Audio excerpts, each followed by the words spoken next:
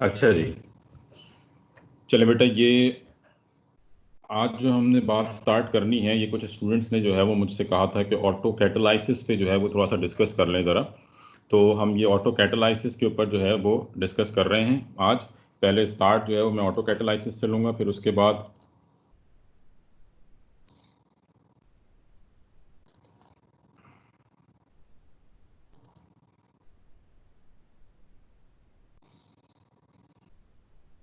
बेटा अपने अपने माइक जो है वो म्यूट कर लें। माइक अपने अपने म्यूट कर लें।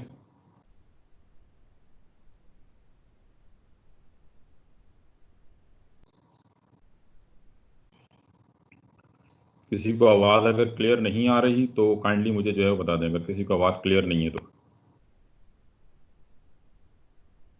ठीक है जी।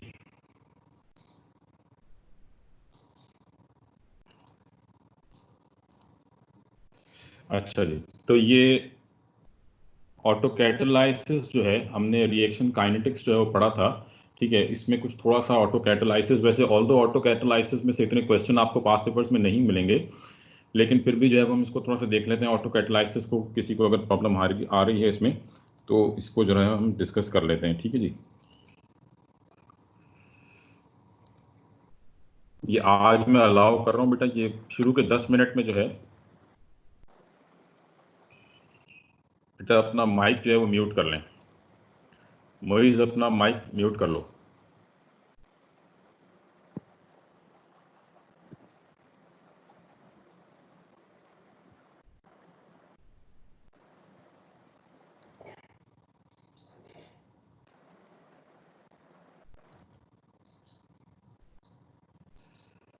अच्छा जी, ठीक है। ये अब जितनों ने अभी तक ज्वाइन किया है क्लास को, ये मैं बता दूं बेटा, पहले 10 मिनट में सिर्फ मैं अलाउ करूंगा क्लास में, उसके बाद जो है वो फिर मैं अलाउ नहीं करूंगा। ठीक है ना, तो ये ध्यान में रखें।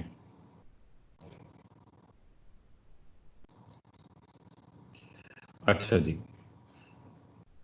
1 मिनट और देख लेते हैं, किसी ने ज्वाइन करना होगा तो हम उसको करेंगे।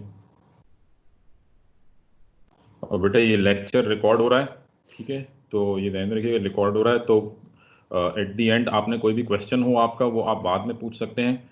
ठीक है, और इसके अलावा आप इसकी रिकॉर्डेड वीडियो जो है वो बाद में देख भी सकते हैं। ठीक है, और कोशिश ये करें कि पहले 10 मिनट के अंदर आप क्लास ज्वाइन कर लें, अदरवाइज उसके बाद जो है वो फिर हम इसको नहीं करेंगे। ठीक है ना। अच्छा जी, चलें अब हम जो है वो स्टार्ट कर लेते हैं अपना।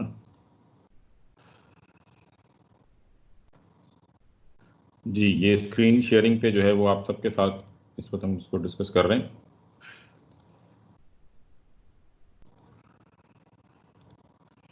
अच्छा जी, चलें, ऑटो कैटालाइसिस की जो है वो हम बात कर रहे हैं। रिएक्शन काइनेटिक्स से रिलेटेड है ये टॉपिक। ठीक है, सिंपल सा टॉपिक है। ऑटो कैटलिस्ट आप सबको मालूम है कि व्हाट इज अ कैटलिस्ट। ठीक है, ये सबको आइडिया है कि what is a catalyst. Auto catalyst क्या होता है, what is an auto catalyst. ठीक है, ऑटो कैटलिस्ट क्या है? catalyzes when one of the products of the reaction is a catalyst। ठीक है, ऐसा कैटालाइटिक प्रोसेस जिसमें आपका एक कोई भी एक प्रोडक्ट जो है, that product act as a catalyst. यानी आपने कोई रिएक्शन स्टार्ट किया, लेट्स से हम कहते हैं कि ए और बी का रिएक्शन हुआ, ए और बी जो है इसका रिएक्शन हुआ और सी बन रहा है, सी और डी। लेट्स से मैं कह रहा हूँ कि ए और बी का रिएक्शन हुआ और सी और डी जो है ये बन रहा है। ठीक है, और लेट्स से हम ये कहते हैं कि जो सी प्रोडक्ट है, one of the product that is, let's say कि सी जो है, C can act as the catalyst in this reaction. C जो है वो इस रिएक्शन को कैटलाइज कर रहा है। ठीक है, तो सी जो है ये कहलाएगा ऑटो कैटलिस्ट, और ये जो पूरा प्रोसेस होगा ये ऑटो कैटालाइटिक प्रोसेस कहलाएगा। यानी हम ये कह रहे हैं कि when one of the product is used as a catalyst, और when one of the product is acting as a catalyst, then that type of catalysis is known as auto catalysis. ये कहलाता है ऑटो कैटालाइसिस। ठीक है, तो अगर किसी reaction का कोई प्रोडक्ट जो है वो रिएक्शन को कैटालाइज करना शुरू कर दे, उसको स्पीड अप करना शुरू कर दे, तो ये जो आपका प्रोसेस होगा ये कहलाएगा ऑटो कैटालाइसिस। तो catalysis when one of the products of the reaction is a catalyst for reaction such as अच्छा, ठीक है। अब ऑटो कैटालाइटिक प्रोसेस में क्या होगा कि जो आपका रिएक्शन होगा, इट स्टार्ट्स स्लोली। ठीक है, इनिशियली जो है ये आपका रिएक्शन स्लो होगा, क्योंकि अभी स्टार्ट में आपका जो प्रोडक्ट है वो इतना बना नहीं है। शुरू में आपके पास सिर्फ रिएक्टेंट होगा। ठीक है, तो प्रोडक्ट अभी सी तो बना नहीं है, सी ने जो है वो रिएक्शन को कैटलाइज करना है। तो जब सी बना ही नहीं है, तो रिएक्शन, तो आप ये कह लें कि रिएक्शन की स्पीड स्लो होगी, but as soon as C starts producing, जब सी बनना शुरू होगा तो then the reaction will take its pace, तो फिर रिएक्शन की स्पीड जो है वो बढ़ना शुरू हो जाएगी। ठीक है, तो ऑटो कैटालाइटिक प्रोसेस में हम जनरली ये देखते हैं कि इनिशियली रिएक्शन स्लो होते हैं and then rate increases as the product which act as a catalyst starts forming. तो वो जैसे जैसे वो प्रोडक्ट जिसने एज अ कैटलिस्ट के तौर पे काम करना है, जब वो प्रोडक्ट बनना शुरू होता है तो हम ये देखते हैं कि रिएक्शन जो है वो अपनी स्पीड पकड़ना शुरू कर देता है, रिएक्शन जो है वो स्पीड अप होना शुरू हो जाता है। ठीक है, तो for a auto catalytic reaction आप सिंपली ये कह सकते हैं कि for an auto catalytic reaction initially reaction जो है वो क्या होगा, स्टार्ट में रिएक्शन स्लो होगा और फिर जैसे जैसे कैटलिस्ट बनेगा, यानी जो आपका प्रोडक्ट बनेगा, तो वो रिएक्शन ऑटोमेटिकली जो है वो स्पीड अप होना शुरू कर देगा। ठीक है, अब इसी में अगर आप ये ग्राफ देखें, यहाँ पे ये हमने ऑटो कैटालाइटिक ग्राफ जो है वो हम देख रहे हैं, कंसंट्रेशन टाइम ग्राफ देख रहे हैं। ठीक है, concentration of reactant, concentration of reactant obviously start में रिएक्टेंट की कंसंट्रेशन मैक्सिमम होगी, तो वाई एक्सिस के ऊपर जो मैक्सिमम वैल्यू है वहां से हम रिएक्शन स्टार्ट कर रहे हैं। ठीक है, तो रिएक्टेंट की कंसंट्रेशन रिएक्शन के स्टार्ट में मैक्सिमम थी। ठीक है, रिएक्शन स्टार्ट्स स्लोली, अगर आप देखें तो स्लोप जो है वो बहुत ज़्यादा नहीं है, स्लोप कम है, तो मतलब रिएक्शन का स्पीड कम है, क्योंकि कंसंट्रेशन टाइम ग्राफ में जो स्लोप है, slope of the concentration time graph it represents rate. ठीक है जी, तो ये ध्यान में रखें कि कंसंट्रेशन टाइम ग्राफ का जो स्लोप होता है ये रेट को रिप्रेजेंट करता है।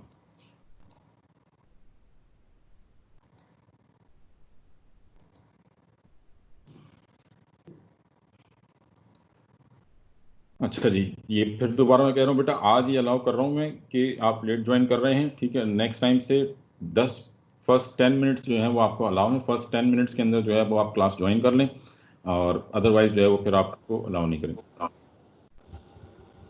हाँ, माइक बेटा अपना म्यूट कर लो अपना।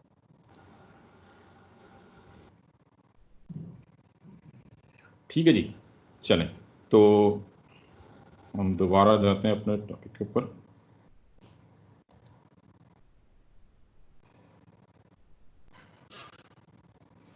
अच्छा जी, तो जैसे कि हम यहाँ पे देख रहे हैं कि रिएक्शन जो है ये starts slowly, initially reaction slow था, स्लोप कम था, बट जैसे जैसे सी, लेट्स से कि यहाँ पे हम सी की बात कर रहे हैं कि जैसे जैसे सी बनेगा तो अब क्या हुआ, कंसंट्रेशन, यानी स्टार्ट में कंसंट्रेशन रिएक्टेंट की इतनी तेजी से कम नहीं हो रही थी, स्टार्ट में स्लोप कम।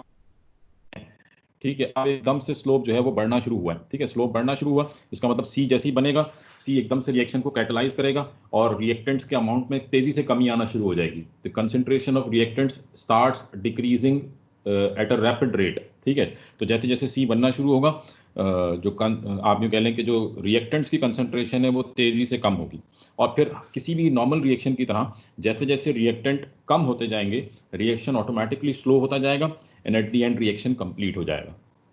ठीक है जी, तो ये सिंपल ऑटो कैटालाइटिक रिएक्शन होते हैं। कि ऑटो कैटालाइटिक रिएक्शन क्या है, कि ऐसा रिएक्शन कि जिसमें कोई प्रोडक्ट जो है वो एज ए कैटलिस्ट के तौर पे एक्ट करे, when one of the product is acting as a catalyst. तो ऑटो कैटालाइटिक रिएक्शंस की जो एक खास बात है वो ये कि इनिशियली रिएक्शन स्लो होता है, क्योंकि स्टार्ट में प्रोडक्ट बनती नहीं है या बनी नहीं होती है, और जैसे जैसे प्रोडक्ट बनना शुरू होती है तो रिएक्शन की स्पीड जो है वो बढ़ना शुरू हो जाती है, और फिर किसी भी नॉर्मल रिएक्शन की तरह से जब रिएक्टेंट की कंसंट्रेशन कम हो जाती है, रिएक्शन स्लो हो जाता है और एट द एंड रिएक्शन जो है वो कंप्लीट हो जाता है। ठीक है, तो this is called auto catalytic reaction. ये हमने ऑटो कैटालाइटिक रिएक्शन का कंसंट्रेशन टाइम ग्राफ देख लिया। ठीक है, आप ये डायग्राम देख लें किस तरह की बनेगी, कि कंसंट्रेशन टाइम ग्राफ की स्टार्ट में स्लोप कम होगा, फिर स्लोप बढ़ेगा और फिर रिएक्शन कंप्लीट हो जाएगा। ठीक है जी, ये सिंपल ऑटो कैटालाइटिक रिएक्शन है। Now one of the question send by student, ठीक है, ये पास पेपर का एक क्वेश्चन है, स्टूडेंट ने जो है वो इसको सेंड किया था, तो इसको जो है वो यहाँ पे मैं डिस्कस कर लूँ। अब ये कह रहे हैं कि जी which curve is obtained if the rate of reaction is plotted against time. Rate हमने देखें, जो ऊपर ग्राफ देखा था, the graph which we have discuss that was concentration against time. ठीक है, ये है कंसंट्रेशन अगेंस्ट टाइम, और इस क्वेश्चन में ये बात कर रहे हैं रेट अगेंस्ट टाइम। ठीक है, तो थोड़ा सा आप कंफ्यूज नहीं हो जाएगा ग्राफ को लेकर, यहाँ पे ग्राफ डिफरेंट है। ठीक है, और basically concentration time graph, rate time graph, this is something we will discuss in A2। ठीक है, तो आप ये चीज़ कंफ्यूज नहीं करेंगे, हमने तो पढ़ा ही नहीं है कंसंट्रेशन टाइम ग्राफ या रेट ग्राफ। पहली बात तो ये कि मतलब ये जो क्वेश्चन है ये भी बहुत पुराने पेपर में से है। ठीक है, रीसेंट पेपर्स में आपको ऑटो कैटालाइसिस से रिलेटेड क्वेश्चन बहुत मुश्किल है कि मिले कोई पेपर क्वेश्चन, क्योंकि इवन ये लर्निंग आउटकम्स में भी अब मौजूद नहीं है। ठीक है, तो सिलेबस के अंदर भी जो है ये टॉपिक एज अ यानी कि एक स्टेटमेंट के तौर पे मौजूद नहीं है, तो बट चांसेस हैं आ सकता है, इसलिए हम इसको डिस्कस करते हैं। लेकिन ऐसा कोई इतना बहुत ज़्यादा इंपॉर्टेंट टॉपिक नहीं है, ज़्यादा इसकी डिटेल जो है वो A2 के अंदर देखी जाती है। तो ये जो, क्योंकि ये ग्राफ भी आप A2 में ही पढ़ेंगे, तो इसीलिए जो है ये सब चीज़ें वहाँ पे जो है वो ज़्यादा डिटेल में देखी जा रही होती हैं।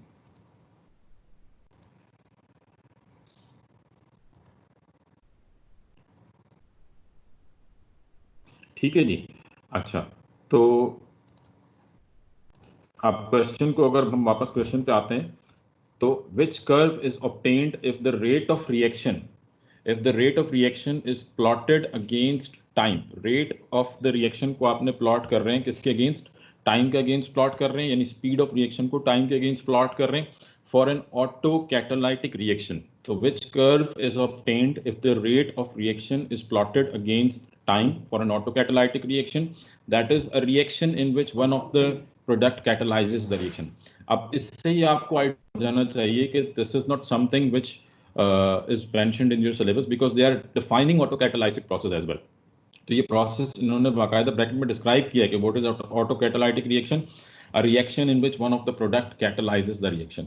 Now because they have defined this process, तो अब जो है वो द ग्राफ को आइडेंटिफाई करना एज सच कोई इतना मुश्किल काम नहीं है. हमने जस्ट सिंपल ये बताना है कि which curve is obtained if the rate of reaction is plotted against time for an auto catalytic reaction. अगर ऑटो कैटालाइटिक रिएक्शन में हम रेट और टाइम को प्लॉट करें तो ग्राफ किस किस्म का होगा. अब मुझे पता है कि ऑटो कैटालाइटिक रिएक्शन में इनिशियली रेट स्लो होता है, किसी भी रिएक्शन के स्टार्ट में रेट जीरो होता है. पहली बात तो ये आपको ऑलरेडी मालूम है कि रेट ऑफ द इनिशियली जब रिएक्शन स्टार्ट होना है, ठीक है, रिएक्शन हमेशा स्टार्ट होगा, रेट हमेशा रिएक्शन के स्टार्ट होने से पहले रेट जीरो होगा. ठीक है, और फिर उसके बाद जो है वो रेट बढ़ना शुरू होगा. ठीक है, और ऑटो कैटालाइटिक में इनिशियली रेट स्लो होगा. ठीक है, हमने ये बात पहले ही कर ली है कि इन ऑटो कैटालाइटिक रिएक्शन, मैंने जो जिन्होंने अभी ज्वाइन किया उनको लिए मैं फिर दोबारा एक बार से डिस्कस कर लूँ कि in an auto catalytic reaction, auto catalytic reaction में इनिशियली, क्योंकि ऑटो कैटालाइटिक रिएक्शन कैटलिस्ट के ऊपर डिपेंड कर रहा है, तो इनिशियली रेट स्लो होगा. जब रिएक्शन स्टार्ट होगा रेट स्लो होगा. ठीक है, then rate increases as reaction proceeds. ठीक है, as reaction proceeds, as reaction proceeds,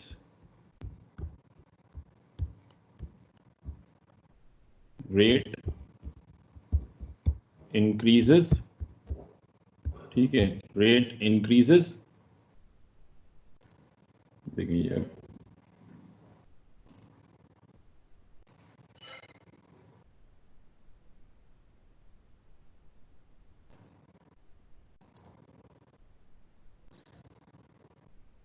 ठीक है जी, तो इनिशियली रेट जो है ये स्लो होगा, then as reaction proceed rate increases, rate बढ़ेगा, because product is being, because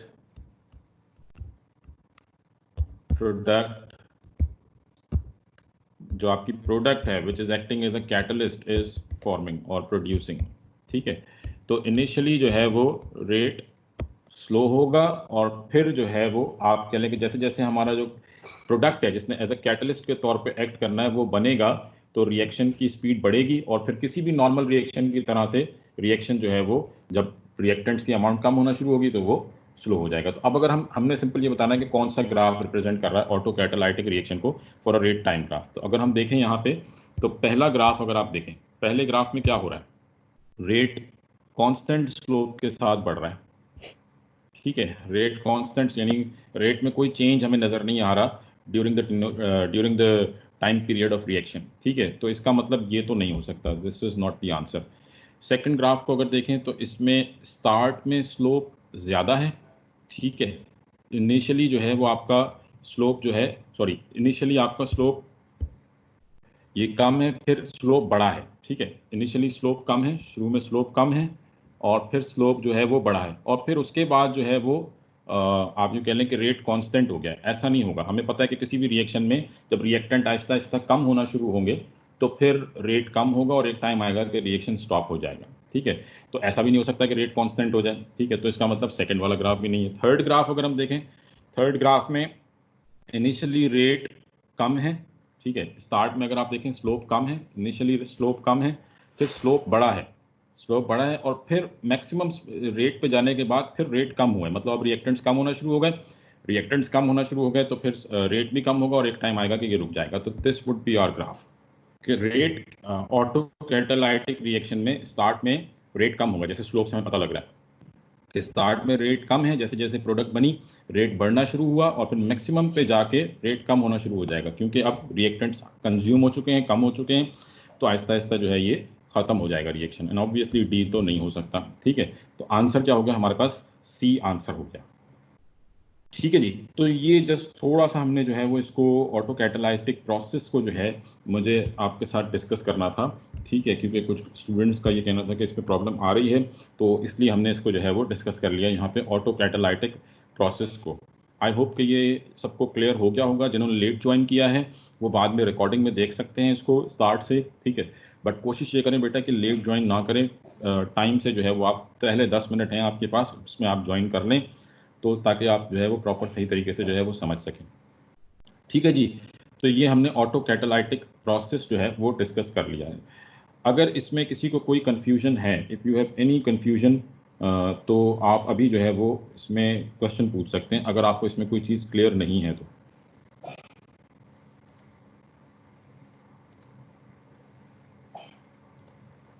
जी बेटा।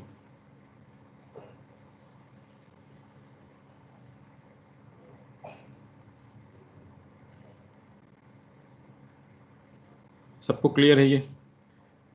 चलें, तो नेक्स्ट जो है वो हम बात स्टार्ट करते हैं। अब ये तो हमने ऑटो कैटालाइटिक प्रोसेस जो है वो डिस्कस कर लिया। नेक्स्ट हम बात करते हैं मतलब हमारा कुछ थोड़ा बहुत सेक्शन मुझे डिस्कस करना है आपके साथ पीरियोडिसिटी में से, बट वो मैं नेक्स्ट टाइम जो है वो डिस्कस करूँगा। ठीक है, आज ये कुछ क्वेश्चंस जो हैं ये भी कुछ स्टूडेंट्स के जो है वो कहना था कि इक्विलिब्रियम वाले चैप्टर के जो MCQs हैं उनमें प्रॉब्लम आ रही है, तो ये कुछ MCQs जो हैं ये मैं डिस्कस करना चाह रहा था आपके साथ। तो ये हम थोड़े से MCQs जो हैं वो आज डिस्कस कर लेते हैं। ठीक है, और कुछ MCQs मैं भी डिस्कस कर लूँगा, कुछ मैं आपको सेंड करूँगा, तो वो आपको जो है वो मुझे फिर सॉल्व करके जो अगर कोई प्रॉब्लम हो तो वो आप डिस्कस कर सकते हैं। फिलहाल जो है वो हम इन MCQs को, इक्विलिब्रियम वाले MCQs को जो है वो ये देख लेते हैं। ठीक है, तो ये कुछ MCQs जो है ये मैंने पास पेपर्स में से लिए हुए हैं, ये हम जो है वो साथ साथ डिस्कस करते हैं। ठीक है, इसके अलावा एक और चीज़, अगर आपको कोई पर्टिकुलर टॉपिक डिस्कस करना है, कोई पिछला टॉपिक आपको क्लियर नहीं है, तो वो आप मुझे टेक्स्ट कर सकते हैं, व्हाट्सएप पे भेज सकते हैं कि सर ये टॉपिक जो है वो आप डिस्कस कर लें ग्रुप में या क्लास के टाइम पे, तो ऐसा भी हो सकता है। ठीक है, क्योंकि ऑलमोस्ट सिलेबस तो हमारा कंप्लीट है, तो मैं ज़्यादातर जो है वो पास पेपर्स पे ही वीडियोस करूँगा। ठीक है, क्लास करेंगे, बट अगर आपने कोई टॉपिक समझना है तो वो आप मुझे जो है वो व्हाट्सएप पे बता सकते हैं, तो हम वो टॉपिक भी डिस्कस कर लेंगे। ठीक है जी।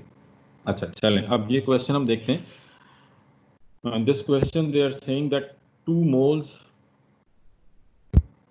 moles of a compound P were placed in a sealed container. ठीक है जी, 2 moles of compound P were placed in a sealed container. The container was heated and was partially decomposed to produce Q and R. ठीक है, तो initially आपके पास reactant क्या है? Reactant है P। P जो है वो रिएक्टेंट है। ठीक है, और इसके कितने मोल्स हैं? 2 मोल्स हैं। 2 मोल्स आपने P के लिए हैं और इसको आपने सील्ड कंटेनर में रखा है और फिर कंटेनर को आपने हीट किया है, जिससे प्रोडक्ट बनी है Q एंड R। ठीक है, Q और R जो है ये प्रोडक्ट है। अब ये कह रहे हैं कि a dynamic equilibrium between P, Q and R was established. ठीक है, P, Q और R के दरमियान डायनामिक इक्विलिब्रियम डेवलप हुआ है। ठीक है, उसके बाद कह रहे हैं at equilibrium x moles of R। Equilibrium के टाइम पर x moles of R, at equilibrium x moles of R were present and the total number of moles present was 2 + x/2। ठीक है, इनिशियली आपके पास रिएक्टेंट था P का reaction हुआ, Q और are बना। अब ये कह रहे हैं कि जी इक्विलिब्रियम के टाइम पर आपके पास x मोल्स ऑफ आर जो है ये मौजूद है। At equilibrium we have x moles of R, ठीक है, and the total number of moles present, ठीक है, सिस्टम में टोटल नंबर पी क्यू और आर के टोटल मोल बना के मिला के सम अप करके इक्विलिब्रियम के टाइम पे टोटल नंबर ऑफ मोल्स कितने हैं हमारे पास, टोटल नंबर ऑफ मोल्स हैं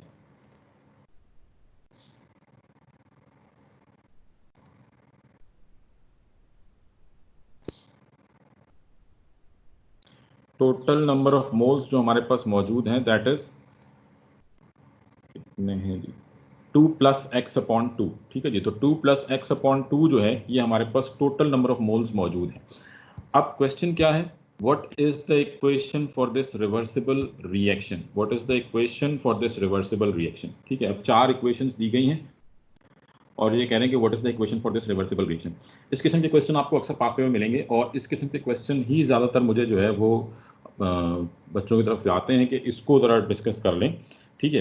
तो इसको सॉल्व करने का एक सिंपल सा तरीका है, आप सिंपल ये देखें कि आपके पास मतलब P है, Q है और R है, ठीक है।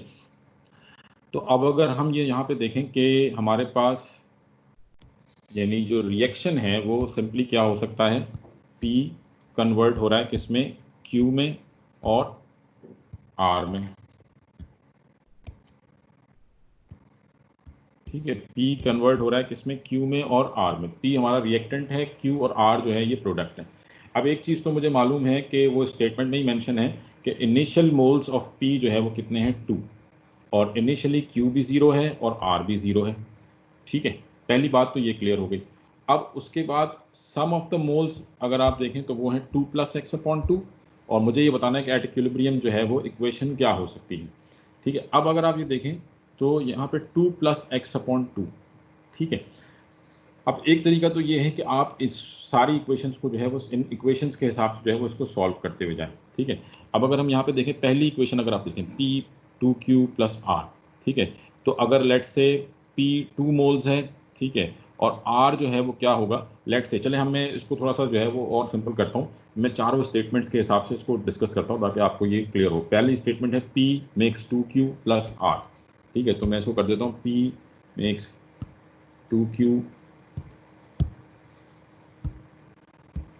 2Q प्लस R, ठीक है। अब इनिशियली P 2 है, Q 0, R भी 0। एट इक्विलिब्रियम, इक्विलिब्रियम पे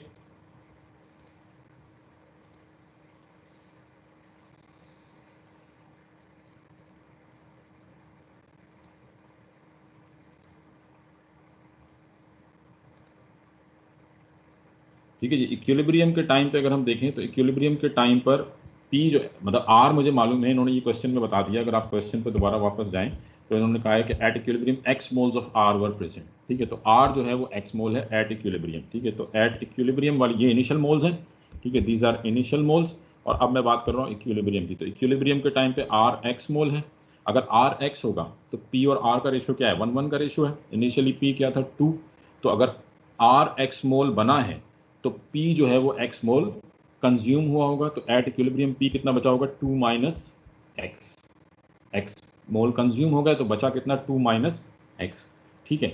और अगर हम इन दोनों को देखें, अगर R x मोल बना है तो आप सोचें Q कितना बना होगा। R और Q का रेशियो क्या है, 1:2, ठीक है। तो अगर यानी Q जो है वो R के मुकाबले में डबल बनेगा। तो अगर R x मोल बना है तो Q जो है वो 2x मोल बनेगा, ठीक है। अब आप ये सोचें कि अगर हम इन सबको ऐड करें तो हमारे पास सम ऑफ द मोल्स क्या बनेगा, सम ऑफ द मोल्स क्या हो जाएगा, 2 minus x, sorry 2 minus x plus 2x plus x. तो माइनस का x और प्लस का x कैंसिल, तो 2 प्लस 2x।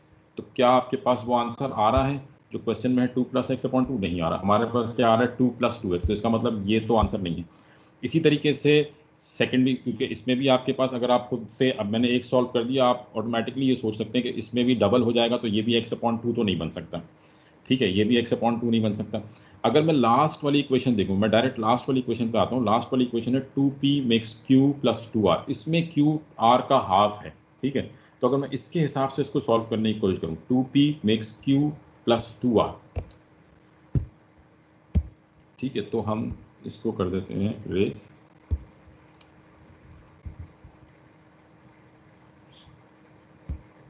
ठीक है, और हमारे पास है 2p makes q plus 2r, यही स्टेटमेंट है। ठीक है, 2p makes q plus 2r, 2p makes q plus 2r। तो अब यहाँ पे इनिशियली ये 2 मोल्स, ये 0 और ये 0 मोल्स। ठीक है, और क्योंकि हमें ऑलरेडी मालूम है एट इक्विलिब्रियम r कितना है x, तो ये कितना बचा होगा, ये बचा होगा 2 माइनस एक्स। और अगर ये x मोल बना है तो q कितना बना होगा, रेशियो क्या है 1:2 का। तो अगर ये इसका 1 मोल था तो इसके 2 मोल, तो अगर इसका 1 मोल है तो इसका कितने मोल होंगे, इसका हाफ मोल होगा, दैट इज x अपॉन 2। इसका हाफ, x का हाफ क्या हो जाएगा, x अपॉन 2। ठीक है, अब अगर आप इन सबको ऐड करते हैं तो इन सबको अगर ऐड किया जाए तो 2 minus x plus x upon 2 plus x, तो x माइनस का x प्लस का कैंसिल, क्या बच गया 2 प्लस एक्स अपॉन 2। ठीक है जी, दिस इज आवर आंसर। अगर आप देखें तो the total number of moles present was 2 plus x upon 2। तो that means के आंसर क्या हो गया आपके पास, which is the equation for the reversible reaction, this D is our equation। ठीक है, ये वाली इक्वेशन जो है ये करेक्ट इक्वेशन है, 2p makes q plus 2r। I hope ये क्लियर हो गया होगा। ठीक है, इसको थोड़ा सा आपने, अगर आप डायरेक्ट लॉजिकली भी सोचते तो क्योंकि इन्होंने ऑलरेडी आपको सम ऑफ द मोल्स दे दिया है 2 प्लस एक्स अपॉन 2, तो आपको ये मालूम, मतलब आपको क्लियरली ये ध्यान में आ रहा था कि अगर आर के मोल्स गिवन हैं तो क्यू को उसका हाफ होना चाहिए। तो जिस भी स्टेटमेंट में क्यू उसका डबल है वो तो आंसर नहीं हो सकता। ठीक है, और सेम मोल्स भी नहीं है। तो डायरेक्टली जो है मुझे यहाँ पता लग रहा है कि यहाँ पे आर एक्स है तो क्यू एक्स अपॉन 2 होगा, ये 2 माइनस एक्स, तो डायरेक्ट सॉल्व किया तो आंसर आ जाएगा 2 प्लस एक्स अपॉन 2। ठीक है जी, तो ये सिंपल सा क्वेश्चन था। अच्छा, उसके बाद नेक्स्ट क्वेश्चन है, ammonia is manufactured from nitrogen and hydrogen using the Haber process, what is the expression. Expression बतानी है, ऑल्दो ये बहुत सिंपल क्वेश्चन है, बट अक्सर बच्चे जल्दबाजी में जो है वो ऑब्वियसली स्टेटमेंट जो है वो आपके पास डी जो है वो करेक्ट स्टेटमेंट है इसकी। ठीक है, डी हमारी करेक्ट स्टेटमेंट है, NH3 का स्क्वायर में upon N2 concentration of N2 and concentration of hydrogen का क्यूब। ठीक है, तो डी करेक्ट स्टेटमेंट है, लेकिन बाज़ औक़ात बच्चे गलती जल्दबाजी में इसको सी को भी करेक्ट कर जाते हैं, बीच में प्लस का साइन है, तो ये ध्यान में रखें कि प्रोडक्ट्स के दरमियान जो है वो मल्टीप्लिकेशन है, तो डी जो है वो करेक्ट आंसर होगा। ठीक है, उसके बाद नेक्स्ट क्वेश्चन पे आते हैं, sulphur dioxide and oxygen react in the gas phase. Sulphur dioxide और ऑक्सीजन जो है वो रिएक्ट कर रहे हैं इन द गैस फेज। ठीक है, delta H is equals to -197। Sulphur dioxide और ऑक्सीजन का रिएक्शन हुआ, सल्फर ट्राइऑक्साइड बन रही है, डेल्टा H के बिना। विच स्टेटमेंट्स आर करेक्ट, कौन सी स्टेटमेंट्स करेक्ट है। ठीक है, तो अब ये आपका वो सेकंड पार्ट वाले MCQs हैं। तो which statements are correct, increasing the pressure increasing the equilibrium yield of sulphur trioxide. ठीक है, अगर प्रेशर बढ़ाया जाए तो equilibrium yield of sulphur trioxide जो है वो बढ़ेगा। ठीक है, तो अगर आप यहाँ पे देखें, यहाँ पे तीनों गैसेस हैं, number of moles reactant side पे 3 हैं, number of moles product side पे 2 हैं। तो जब प्रेशर बढ़ाएंगे तो according to Le Chatelier principle equilibrium will shift forward direction. ठीक है, प्रेशर बढ़ाएंगे तो फॉरवर्ड जाएगा, और फॉरवर्ड जाएगा तो इक्विलिब्रियम यील्ड इंक्रीज करेगा। तो that means statement 1 is correct. ठीक है, सेकंड स्टेटमेंट है, increasing the temperature lowers the value of equilibrium constant Kp। increasing the temperature lowers the value of equilibrium constant Kp। Temperature बढ़ाएंगे, अब देखें ये ध्यान में रखें, Kp जो है ये इक्विलिब्रियम कांस्टेंट है which is only affected by temperature. Kp जो है ये सिर्फ टेम्परेचर से ही अफेक्ट करता है और इसके अलावा किसी चीज़ का अफेक्ट नहीं होता इस पर। ठीक है, तो the value of Kp is fixed जब तक के टेम्परेचर इज फिक्स्ड। ठीक है, तो आप ये कह रहे हैं कि अगर टेम्परेचर कम करेंगे तो Kp की वैल्यू कम हो जाएगी। ठीक है, अब टेम्परेचर कम करने से Kp की वैल्यू कम हो जाएगी। अगर टेम्परेचर कम करेंगे, अब आप ये सिंपल दे सकते हैं, डेल्टा H जो है वो नेगेटिव है, इसका मतलब रिएक्शन फॉरवर्ड में एक्सोथर्मिक है। रिएक्शन फॉरवर्ड में एक्सोथर्मिक है, तो जब टेम्परेचर बढ़ाएंगे तो इक्विलिब्रियम कहाँ जाएगा, बैकवर्ड जाएगा, क्योंकि जब आप टेम्परेचर बढ़ाते हैं, increasing temperature favours endothermic reaction. ठीक है, तो जब हम टेम्परेचर बढ़ाएंगे इक्विलिब्रियम बैकवर्ड जाएगा, और जब इक्विलिब्रियम बैकवर्ड जाएगा तो प्रोडक्ट की कंसंट्रेशन कम हो जाएगी। और Kp क्या है, प्रोडक्ट अपॉन रिएक्टेंट। तो जब प्रोडक्ट की कंसंट्रेशन कम हो जाएगी तो ऑटोमेटिकली Kp की वैल्यू कम हो जाएगी। ठीक है, अगर ये बात क्लियर नहीं हुई मैं इसको यहाँ पे साथ साथ लिख देता हूँ। देखें Kp जो है ये क्या होता है, what is Kp? Equilibrium constant in terms of pressure. ठीक है, एंड Kp को आप सिंपली कैसे लिख सकते हैं? Kp is partial pressure of products upon partial pressure of reactant, यही होती है। ठीक है, कोई भी जो भी प्रोडक्ट और अब अगर आपने टेम्परेचर बढ़ाया है, टेम्परेचर बढ़ाने से ये तो आप सबको क्लियर होगा, टेम्परेचर बढ़ाएंगे तो एंडोथर्मिक रिएक्शन होगा, और इस केस में क्योंकि डेल्टा एच नेगेटिव है, डेल्टा एच नेगेटिव है, इसका मतलब फॉरवर्ड एक्सोथर्मिक रिएक्शन है, बैकवर्ड एंडोथर्मिक रिएक्शन है। ठीक है, तो जब आप टेम्परेचर बढ़ाएंगे तो बैकवर्ड रिएक्शन होगा, और जब बैकवर्ड रिएक्शन होगा तो ये बिल्कुल क्लियर कट केस है कि जब बैकवर्ड रिएक्शन होगा तो ऑब्वियसली जो रिएक्टेंट्स का प्रेशर है, या आप कह लें कि जो डिनोमिनेटर वाली वैल्यू है ये बढ़ जाएगी, क्योंकि बैकवर्ड रिएक्शन जा रहा है, रिएक्टेंट्स बढ़ेंगे, और न्यूमरेटर वाली वैल्यू कम हो जाएगी। तो जब डिनोमिनेटर बढ़ेगा तो Kp ऑटोमेटिकली कम हो जाएगी, तो Kp की वैल्यू जो है वो कम हो जाएगी, और दैट मीन्स के सेकेंड स्टेटमेंट भी करेक्ट है कि increasing the temperature lowers the value of the equilibrium constant Kp। Temperature बढ़ाएंगे तो Kp की वैल्यू कम हो जाएगी। और तीसरी स्टेटमेंट है the presence of vanadium 5 oxide, the presence of vanadium 5 oxide which is a catalyst increases the equilibrium yield. Catalyst जो है वो यील्ड को इंक्रीज नहीं करता, catalyst does not affect the yield. तो ऑप्शन नंबर 3 इनकरेक्ट है, 1 और 2 करेक्ट है। तो आपकी जो की होती है उसके हिसाब से आंसर क्या हो जाएगा? Answer would be B, 1 and 2 are correct. ठीक है जी, उसके बाद अगर हम नेक्स्ट क्वेश्चन पे आते हैं, नेक्स्ट क्वेश्चन है in an experiment in an hydrogen were heated together in an experiment, 2 moles of iodine, 2 moles of hydrogen and 3 moles of iodine were heated together in a sealed container and allowed to reach equilibrium at a fixed temperature. The container had a fixed volume of 1 dm. There were 2.4 moles of iodine. What is the value of equilibrium constant Kc? ठीक है, simple सा question है, आपको initial moles दे दिए गए हैं और initial और फाइनल मोल दे दिए गए हैं किसके? आयोडीन के। क्योंकि दोनों तरफ नंबर ऑफ मोल्स बराबर हैं इसलिए वॉल्यूम का कोई रोल नहीं होगा। If number of moles, react product side पे कितने मोल्स हैं? 2, रिएक्टेंट साइड पे भी कितने मोल्स हैं? 2। तो दोनों तरफ क्योंकि नंबर ऑफ मोल्स बराबर हैं तो वॉल्यूम की हमें ज़रूरत नहीं है, कंसंट्रेशन और मोल्स बराबर ही होंगे, इसलिए मैं डायरेक्ट मोल से भी सॉल्व कर सकता हूँ इस क्वेश्चन को। तो मुझे सिर्फ यहाँ पे Kc की वैल्यू फाइंड आउट करनी है। तो Kc किसके बराबर होगा? Kc is equals to concentration of hydrogen iodide square upon concentration of hydrogen और concentration of iodine। ठीक है, तो इनिशियली हमें इक्विलिब्रियम वाली कंसंट्रेशंस देखनी है। ठीक है, अगर हम यहाँ पे इक्विलिब्रियम वाली कंसंट्रेशंस देखते हैं तो जी इनिशियली हमारे पास हाइड्रोजन,